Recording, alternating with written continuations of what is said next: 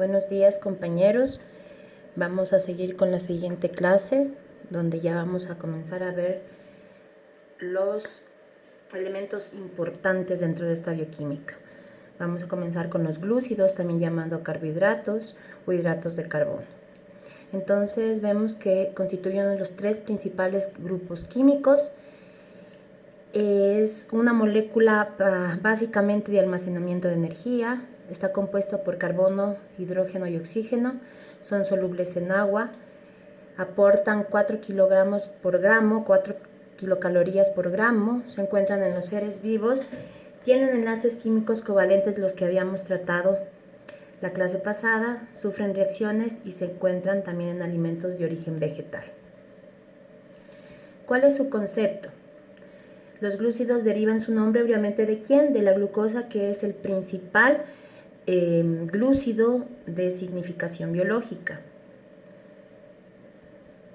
Obviamente, como yo les había indicado, está formado por carbono, hidrógeno y oxígeno, y su fórmula general es carbono N. El N, como ustedes saben, es el número de carbonos y N para el agua, y esa es la fórmula general. ¿De qué se producen estos glúcidos? Se producen por la fotosíntesis, ¿no es cierto? Entonces las plantas verdes que contienen clorofila captan la luz solar y realizan este proceso, es decir, entran o salen, dependiendo qué vamos a hacer, 6 moléculas de dióxido de carbono más agua y hacen lo que es la fórmula de la glucosa con 6 moléculas de oxígeno. Eso se da a nivel pulmonar, lo sabemos. Entonces la fórmula es C6H2O6. Aquí les explico cómo es. Cuando se da la fotosíntesis, obviamente entran las moléculas de dióxido de carbono formando la glucosa, y esta glucosa entra a la respiración y por medio del ATP, que luego sabremos que es uno como la gasolina, es el factor importante de energía, pues se transforma nuevamente en dióxido de carbono. ¿Cuál es la clasificación? Y esto es bien importante porque es una pregunta de examen. Se produce con la clasificación, son número de subunidades, grupo funcional, número de carbonos en cada subunidad y las configuraciones relativas. Número de subunidades tenemos que pueden ser monosacáridos, disacáridos, trisacáridos o polisacáridos.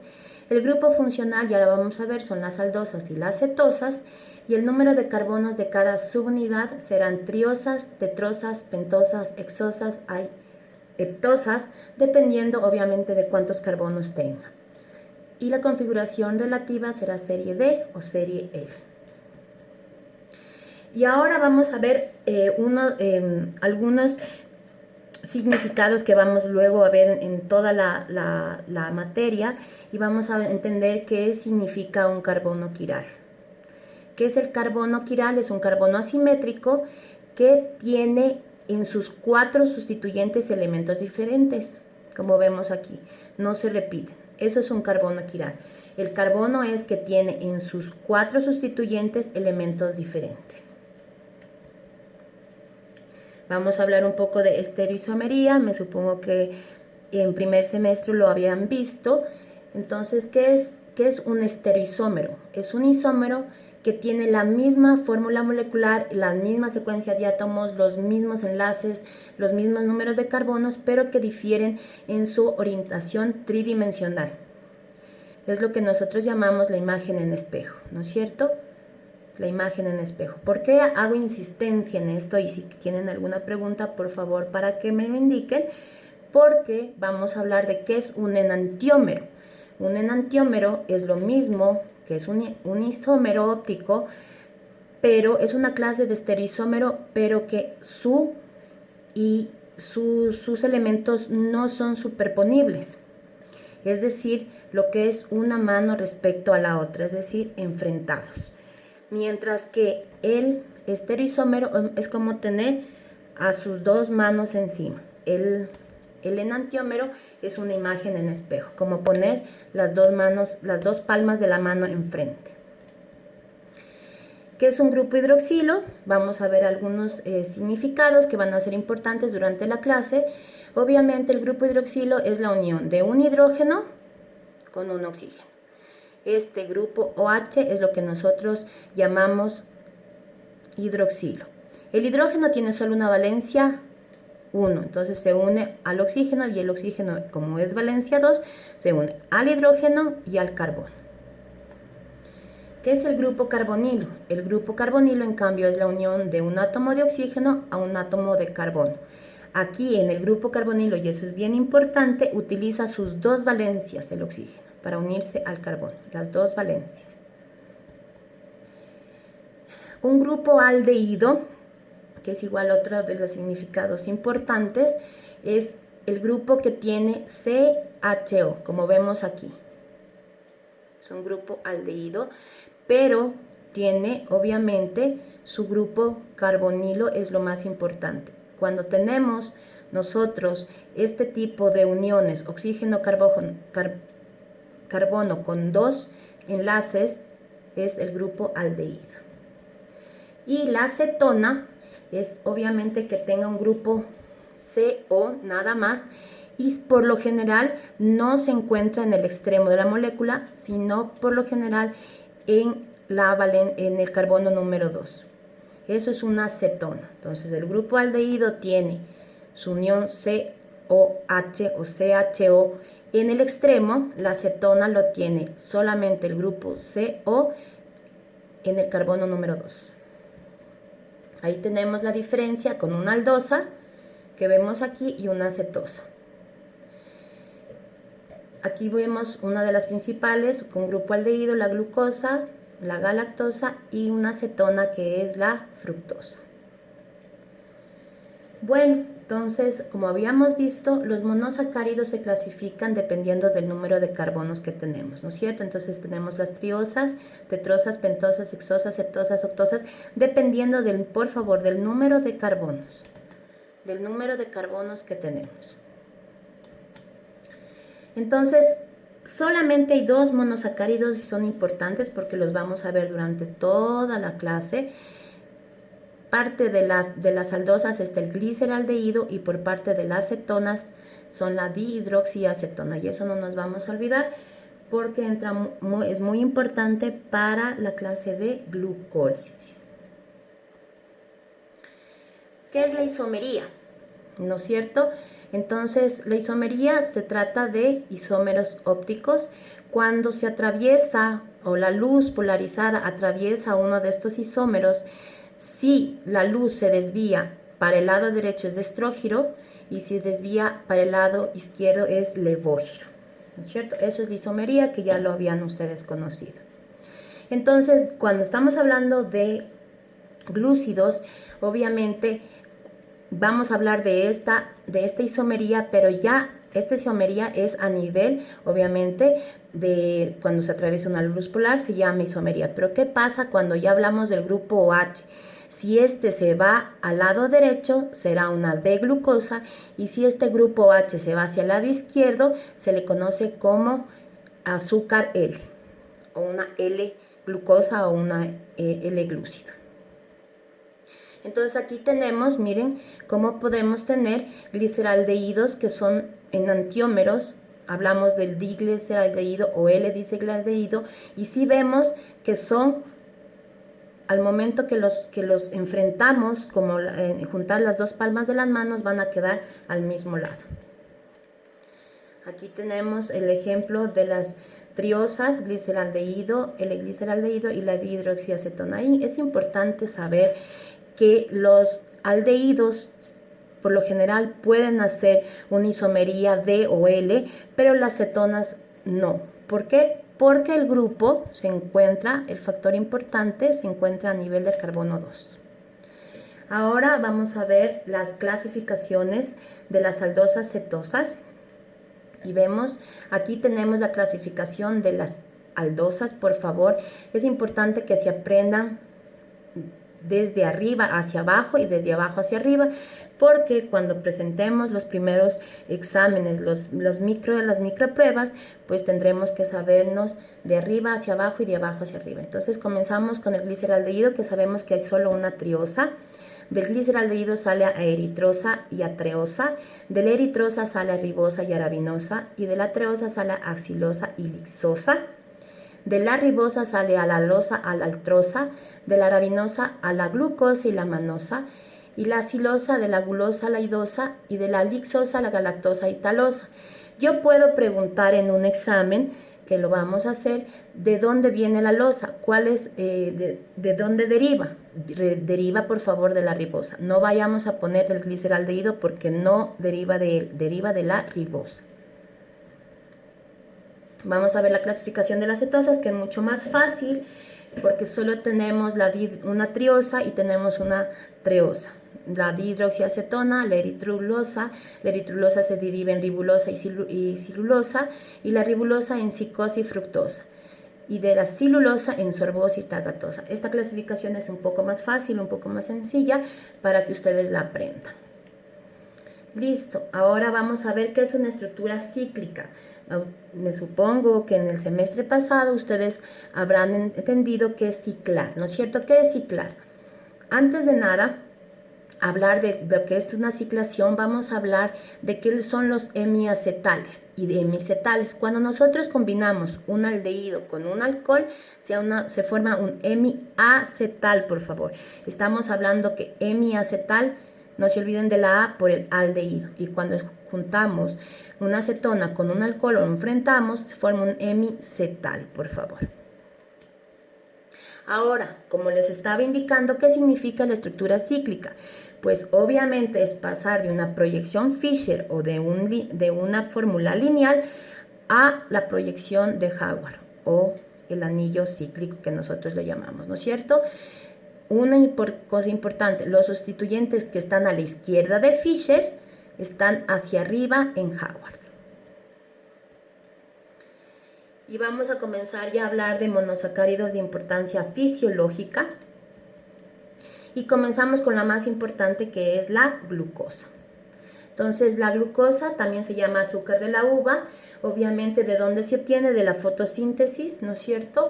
Y obviamente es el constituyente de los polisacáridos, que son el almidón y la celulosa. Y en el glucógeno, que es en los animales, que es como nosotros la almacenamos. Esta es la fórmula de la glucosa. Una cosa importante es que dentro de los exámenes que yo tomo las micropruebas, que ya vamos a hablar un poco de eso, son solamente, no tomo fórmulas químicas, sino solamente las clasificaciones. Entonces, ¿cuál es la característica de la glucosa? Es un monosacárido con su fórmula C6H12O6. Es una hexosa porque tiene 6 átomos de carbono, es del grupo de aldosas, ¿no es cierto? Tiene su grupo carbonilo en el extremo. Y una cosa importante, por favor, es un epímero. Ustedes sí sabemos qué es un epímero, ¿no es cierto? Un epímero es el que tiene la misma fórmula, pero cambia su grupo H. Entonces, la glucosa es un epímero de la fructosa en el carbono 2. Eso sí, por favor, importante.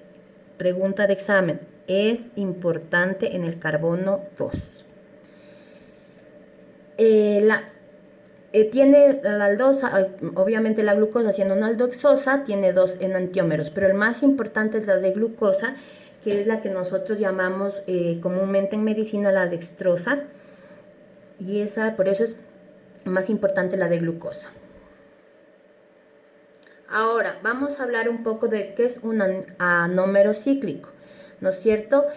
Cuando el grupo carbonilo, un grupo carbonílico común y silvestre, un grupo carbonilo, un carbono carbonílico, se transforma en un centro quiral o carbono quiral, ¿no es cierto? Y lo hacemos después de una ciclación, que puede ser hemicetal o hemiacetal, vamos a hacer lo que llamamos furanos o piranos.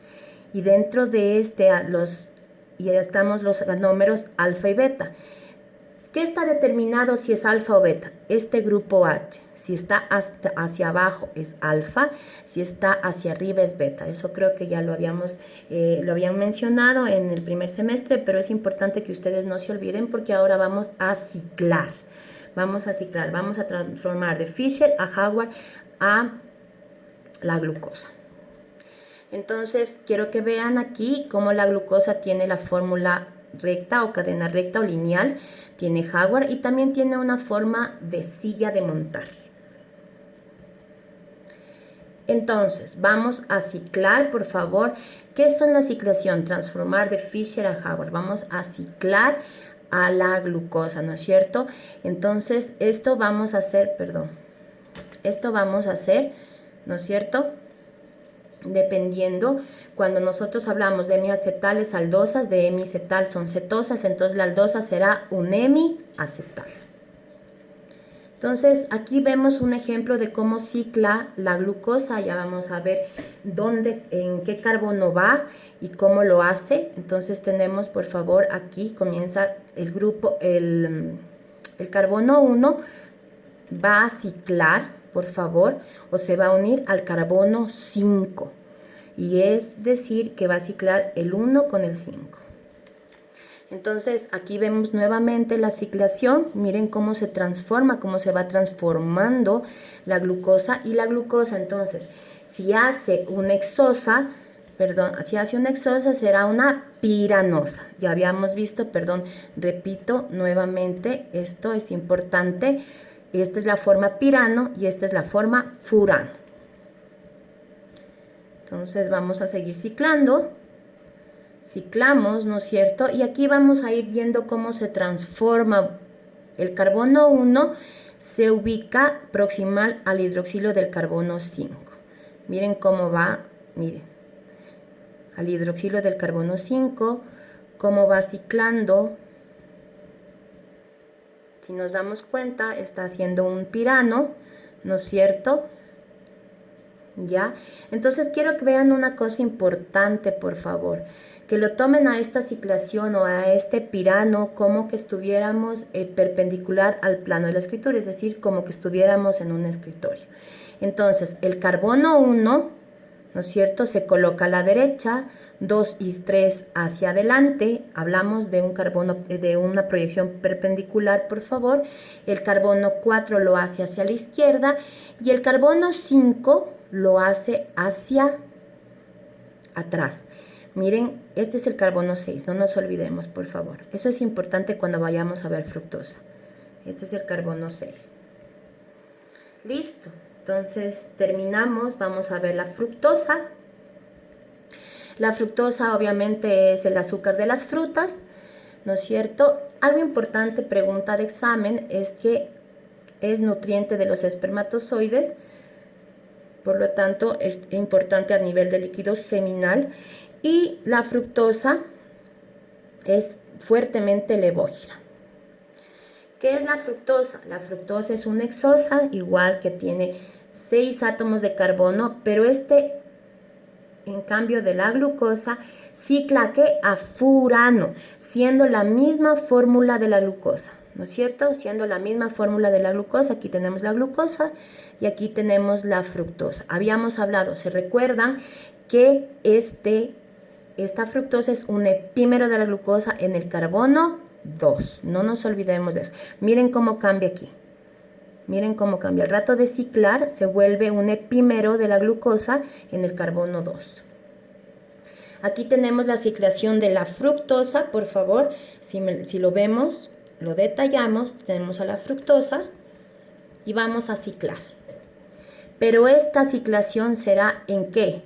En furano, y no nos olvidemos, fructosa, furano. Esa es pregunta de examen, por favor. Igual lo vamos a hacer de una forma perpendicular, pero miren que aquí es importante que esta cicla, no el carbono 1, miren quién cicla con el carbono 5, el carbono 2. Entonces, comenzamos el carbono 2, ¿no es cierto?, a la derecha, junto con el 1 que quedó libre, porque cicla del 2 al 5. La glucosa cicla del 1 al 5. Aquí tenemos, hacia abajo tenemos el carbono 3 y 4, hacia la izquierda el carbono 5 y 6, y hacia atrás solo nos queda el oxígeno. Otra de las más importantes, tenemos monosacárido, es la última, es la galactosa, ¿no es cierto? Es igual una hexosa, y esta se transforma en glucosa en el hígado para aporte energético, pero es bien importante, y esto es pregunta de examen, la galactosa se encuentra en los glucolípidos y glucoproteínas de las membranas celulares. sobre todo de las neuronas. Esta galactosa es sintetizada ¿por quién? Por las glándulas mamarias para producir ¿qué? Lactosa. Esta lactosa es un disacárido formado por la unión de glucosa y galactosa. Entonces eso es bien importante. Esta galactosa es una aldosa que obviamente es igual que la glucosa, pero ¿cuál es la diferencia? Este en cambio es un epímero en el carbono 4. Es un epímero. Miren, aquí está la glucosa, aquí está la galactosa. Miren cómo cambia el grupo H de lugar y se vuelve epímero. Ya, la galactosa igual es una piranosa y es la misma ciclación de la glucosa y por eso se llama galactopiranosa. Si ya sabemos que el grupo H se encuentra hacia arriba, será alfa, y si se encuentra hacia abajo, será beta. Este también tiene una isomería D y una isomería L igual que la glucosa. Aquí les muestro las hexosas de importancia fisiológica, donde tenemos la glucosa, la fructosa, la galactosa, y hay una particularidad que es la manosa. Esta manosa no es muy importante, pero anteriormente esta manosa se encontraba en los vegetales, en las bacterias, en las levaduras y en los hongos.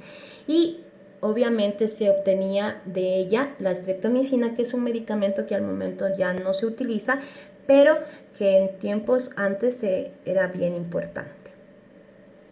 Vamos a hablar un poco de las pentosas. Tenemos la ribosa, la silosa, la arabinosa y la ribulosa, las más importantes, y esta es la que a mí me interesa, que ustedes se aprendan. ¿Quién es la ribosa? Es un componente estructural del ATP y del ARN. Pregunta de examen: la ribosa forma del ATP y ARN. Por favor, no ADN, solo ARN. La silosa está presente en la madera, la arabinosa nos permite realizar goma arábica y la ribulosa es un intermediario activo en la fijación del dióxido de carbono en los organismos autótrofos. Eso ya lo sabemos. Como son pentosas, ¿ya dónde ciclarán? Pues ciclarán. Como son pentosas, ya no ciclan, ¿no es cierto? Entonces, importante, la B-ribosa es uno de los principales, miren, del ácido ribonucleico, que es ¿no es cierto?, del ácido ribonucleico, ARN y del ATP, ¿no es cierto? A partir de la ribosa nosotros sintetizamos desoxirribosa, que vamos a utilizarla en el ciclo de las pentosas, y obviamente es muy hidrosoluble. ¿Cuál será su fórmula? Pues si es una pentosa será C5H2, H10 o 5. Aquí es una forma cíclica, ¿no es cierto? Pero ya todas las pentosas ciclarán en furanos. Obviamente, si ciclarán en furanos, pueden tener un anómero alfa o un anómero beta. Aquí tenemos las principales pentosas, ¿no es cierto? Ribosa, ribulosa, arabinosa, silosa, lixosa, silulosa.